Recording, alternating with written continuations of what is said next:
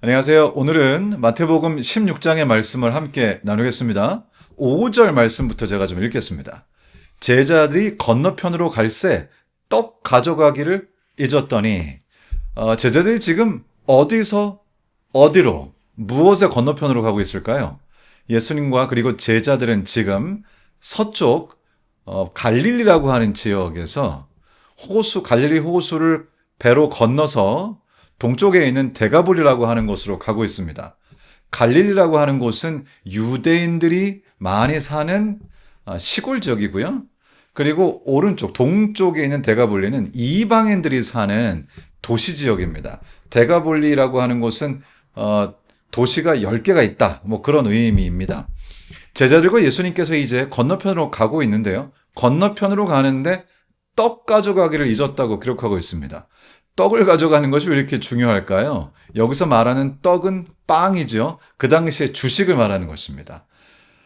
지금 유대인들이 살던 지역에서 이방인들이 사는 지역으로 가는데 먹을 것을 준비하지 못한 채 가는 것입니다.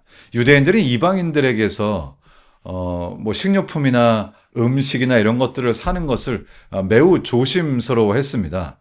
왜냐하면 이방인들이 시장에서 파는 것들은 대체로 제사로 우상에게 바쳐졌다가 내려오는 것들이 꽤 있었고요.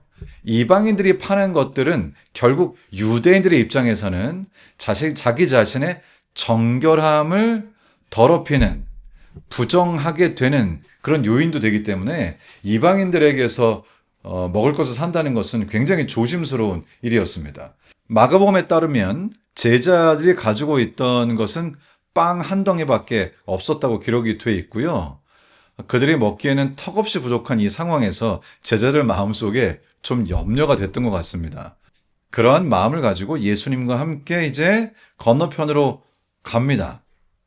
6절 말씀입니다.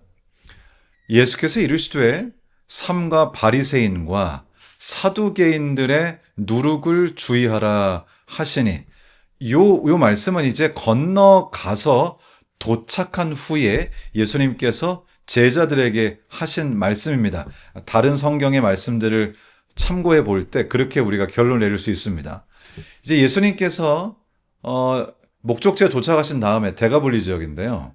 그곳에서 예수님께서는 제자들에게 이렇게 말씀하십니다. 삼가 바리새인과 사두개인들의 누룩을 주의하라 하시니, 제자들은 아마도 이 뒤쪽 누룩을 주의하라 이 말씀을 집중해서 들은 것 같습니다.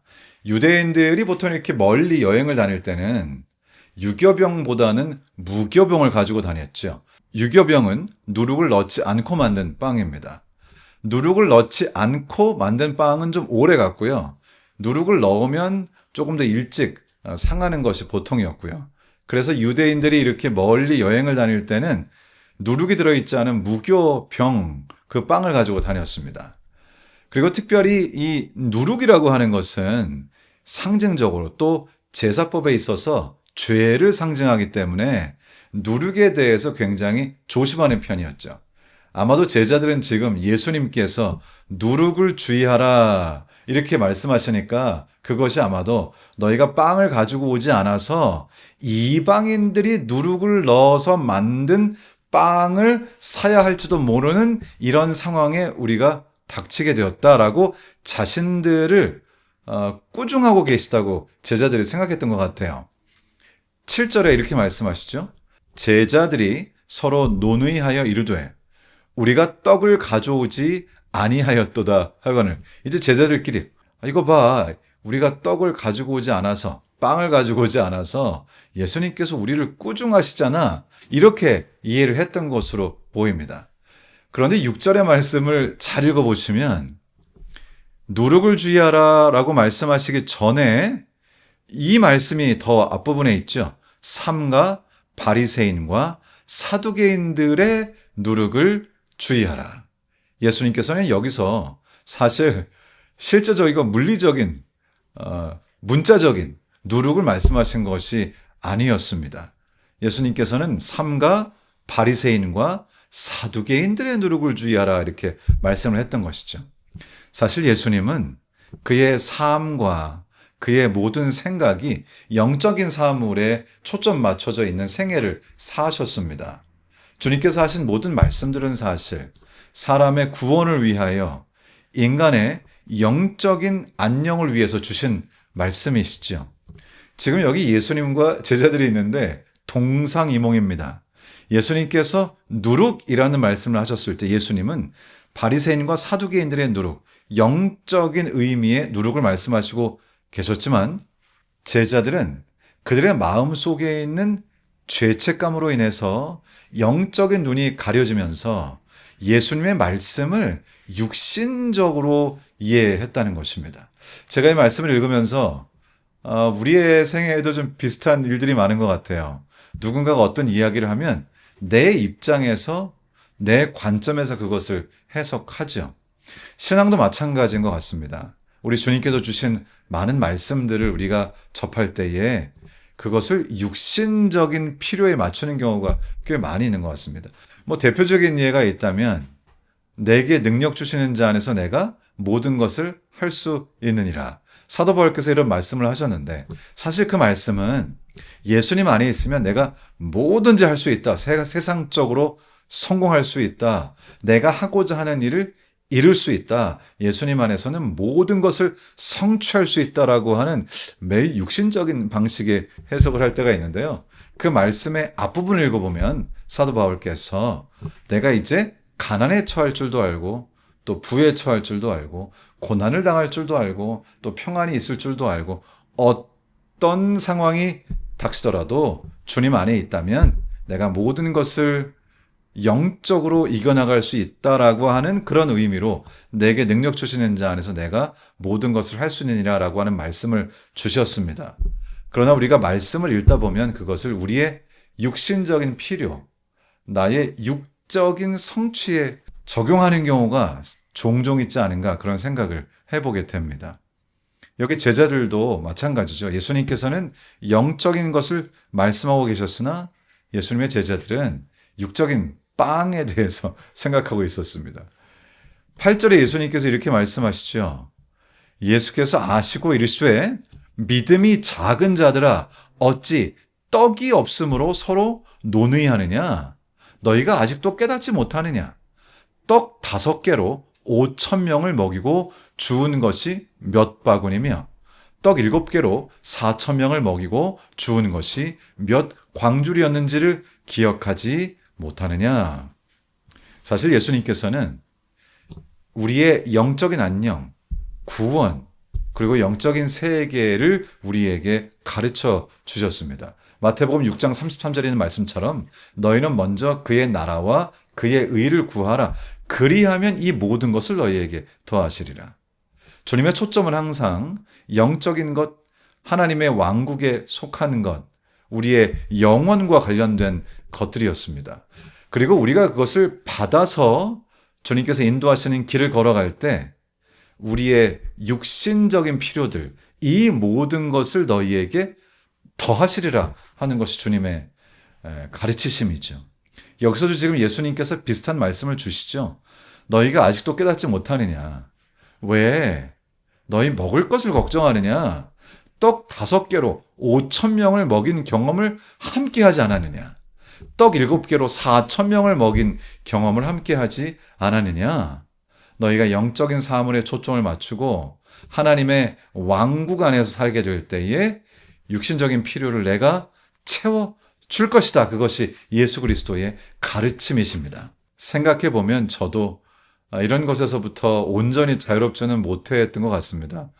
왜냐하면 사람이 먹고 살아야 하니까요. 생존해야 하니까. 우리의 육신에 문제가 있고 또 몸이 아프기도 하고 우리가 이겨나가야 할 고통이 우리의 삶 속에 존재하기 때문입니다. 그런데 우리 예수님께서 지금 여기서 우리에게 주시는 이 가르침의 말씀은, 교훈의 말씀은 우리가 우리의 초점을 하나님의 나라에 두게 될 때에 우리 주님께서 주시는 말씀들이 속한 하나님의 나라, 영적인 교훈에 우리의 마음을 두게 될 때에 그 외에 우리의 육신적 필요들에 대해서는 주님께서 채워주실 것을 믿으라고 말씀하십니다. 8절에 그래서 이렇게 시작하신 것이죠. 믿음이 작은 자들아 어찌 떡이 없음으로 서로 논의하느냐. 이것은 우리가 주님을 향한 믿음을 가지고 있을 때 주님께서 더하여 주실 것이라고 말씀하십니다. 우리가 할 수 있는 우리의 영역 안에서 우리의 의무에 충실하지만 그것이 우리의 생각이 초점을 맞추고 우리의 생각이 늘 가 있어야 하는 그곳이 아니라고 말씀하십니다. 우리는 믿음으로 주님을 붙잡고 주님께서 주시는 교훈의 영적인 의미에 초점을 맞출 때에 우리 주님께서 우리가 살아갈 때 필요한 우리의 생존과 또 우리의 삶 속에 고통을 이겨내는 그 모든 일들에 관하여 우리 주님께서 직접 친히 더하여 주시겠다고 약속하시는 것입니다. 여기 주님께서 이제 11절에서 이렇게 풀어서 말씀해 주십니다. 어찌 내 말한 것이 떡의 권함이 아닌 줄을 깨닫지 못하느냐? 오직 바리새인과 사두개인들의 누룩을 주의하라. 여기 예수님께서는 두 가지 누룩을 말씀하십니다. 바리새인의 누룩과 사두개인의 누룩을 함께 말씀하시죠. 사실 이 두 누룩은 조금 종류가 다릅니다.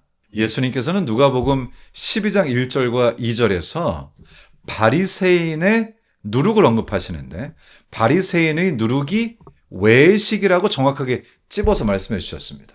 겉과 속이 다른 것이죠.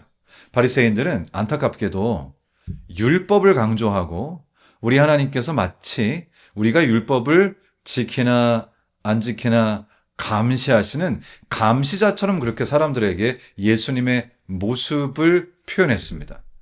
그래서 바리새인의 누룩은 하나님을 아주 두려운 분, 그리고 늘 우리 곁에 계시지만 우리의 잘못을 찾아내시기 위해서 엄중한 모습으로 우리에게 두려움을 자아내는 분으로 그렇게 바리새인들은 우리 주님을 하나님을 제시하신 것이죠. 그것이 하나의 누룩입니다. 누룩이라고 하는 것은 이제 반죽에 들어가서 반죽 전체에 퍼져서 이렇게 부풀어 오르게 하는 것이죠.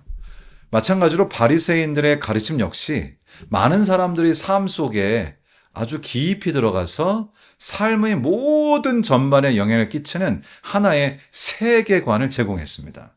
세상을 보는 눈, 그리고 모든 것을 결정할 때 결정의 근거가 되는 기준이 됐습니다. 그런데 안타깝게도 바리새인들이 제공한 세계관은 바리새인들이 사람들 마음속에 삶 속에 스며들도록 심어놓은 그 세계관은 두려운 하나님, 우리의 잘못을 찾아내려고만 하시는 하나님, 감시자 하나님, 율법을 조목조목 유대인들이 전통에 맞춰 지키지 않으면 결코 구원받을 수 없는 그런 세계관을 만들어서 사람들의 어깨에 큰 짐을 지웠습니다. 그것이 바로 바리새인들의 누룩이죠. 그런가 하면 사두개인들의 누룩은 그 정반대에 있었습니다. 사두개인들은 합리성을 추구하고 그리고 물질적인 세계에 굉장히 관심이 많고요. 다른 말로 하면 세속적 세계관을 제공하는 사람들이었습니다. 사두개인들은 부활도 믿지 않고요. 천사도 믿지 않고요. 영적인 세계를 믿지 않았습니다. 매우 진보적이고 합리적이고 물질적인 사고관을 가지고 있었죠. 그래서 이 사두개인들은 많은 사람들의 삶 속에 그들의 누룩, 즉 그들의 가르침을 심어 놓았는데 그것이 많은 사람들의 삶 속에 스며들어서 세상을 보면서 영적인 교훈을 깨닫지 못하고 영적인 존재들을 인식하지 못하고 인지하지 못하고 물질적인 삶, 마치 지금의 그 세속주의적 무신론자들처럼 매우 세속적이고 물질적이고 그 당시에 진화론이라고 하는 것은 정확하게 없었지만은 마치 진화론적 사고방식과 같은 그런 사상 체계를 사람들에게 심어서 세상을 온전히 물질적인 세계로 보도록 그렇게 했다는 것이죠. 완전히 상반되는 누룩이죠. 그런데 참으로 희한한 것은 예수 그리스도를 공격함에 있어서는 한 마음이 되어서 연합했습니다. 왜냐하면 예수님께서 제시하신 진리는 바리새인들이 제시하신 진리도 아니고 사두개인들이 제시하는 진리도 아니었기 때문이죠. 일단 자신들이 가르치는 것과 달랐기 때문에 자신들의 가르침과 권위에 위협이 되었기 때문에 하나로 연합하여 예수님을 공격했던 것입니다. 우리 주님께서는 우리를 사랑하시는, 요한일서 4장 8절에 있는 말씀처럼 우리를 사랑하시는 사랑 그 자체이시죠. 하나님은 사랑이시라. 그러나 그분은 자기 자신의 희생적인 헌신과 죽음을 통하여 사랑을 보여주시고 그리고 공의를 이루시는 분이 우리 하나님이십니다. 우리 예수님께서는 그래서 이 바리새인과 사두개인들의 누룩, 그들의 세계관, 그들의 가르침, 그들의 교훈, 사람들의 삶을 송두리째 바꾸어 놓은 그 사상을 매우 주의하라고 말씀을 하시면서 이제 이 갈릴리 호수를 건너가시기 전에 예수님께서 바리새인과 사두개인과 나눴던 그 대화를 떠올리게 하시기를 원하셨던 것입니다. 주님께서는 정말로 깊은 영적인 사실을 예수님의 제자들에게 이렇게 제시하고 계셨는데 안타깝게도 예수님의 제자들은 온전히 물질적인 것에 그 마음을 다 쓰고 있었습니다. 여러분은 오늘 여러분의 마음이 어떠신가요? 여러분의 마음은, 여러분의 초점은 하나님의 나라에 가 있는가요? 우리의 삶에서 우리가 이제 하루를 살 때 우리의 생각이 머물러 있는 곳은 어딜까요? 우리 주님께서는 우리의 생각이 하나님의 나라에, 영적인 사물에, 그리스도의 십자가에 머물러 있기를 원하십니다. 우리가 그렇게 할 때 주님께서는 우리의 필요한 것들, 이 모든 것을 너희에게 더하시겠다고 약속하시는 것이죠. 12절에 말씀하십니다.